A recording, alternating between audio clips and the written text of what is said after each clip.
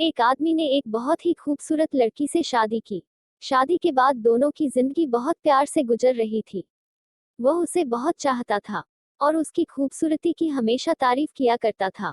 लेकिन कुछ महीनों के बाद लड़की चर्मरोग से ग्रसित हो गई और धीरे धीरे उसकी खूबसूरती जाने लगी। खुद को इस तरह देख उसके मन में डर समाने लगा कि यदि वह बदसूरत हो गई तो उसका पति उससे नफरत करने लगेगा और वह उसकी नफरत बर्दाश्त नहीं कर पाएगी। इस बीच एक दिन पति को किसी काम से शहर से बाहर जाना पड़ा।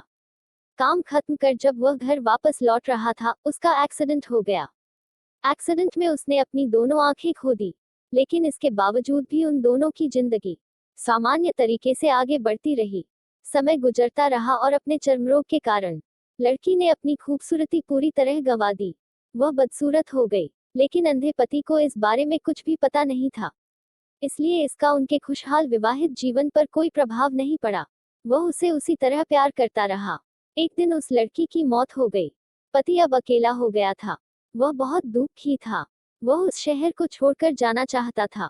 उसने अंतिम संस्कार की सारी क्रियाविधि पूर्ण की और शहर छोड़कर जाने लगा। तभी एक आदमी ने पीछे से उसे पुकारा और पास आकर कहा, अब तुम बिना सहारे के अकेले कैसे चल पाओगे? इतने साल तो तुम्हारी पत्नी तुम्हारी मदद किया करती थी। पति ने जवाब दिया, दोस्त, मैं अंधा नहीं हूँ। मैं बस अंधा होने का नाटक कर रहा था, क्योंकि यदि मेरी पत्नी को पता चल जाता कि मैं उसकी बदसूरती देख सकता हूँ, तो यह उसे उसके रोग से ज्यादा दर्द देता। इसलिए मैंने इतने साल अंधे होने का दिखावा किया। वह बहुत अच्छी पत्नी थी। मैं बस उसे खुश रखना चाहता था। दोस्तों, खुश रहने के लिए हमें भी एक दूसरे की कमियों के प्रति आंखें बंद कर लेनी चाहिए और उन कमियों को नजरअंदाज कर देना चाहिए। Please subscribe my YouTube channel.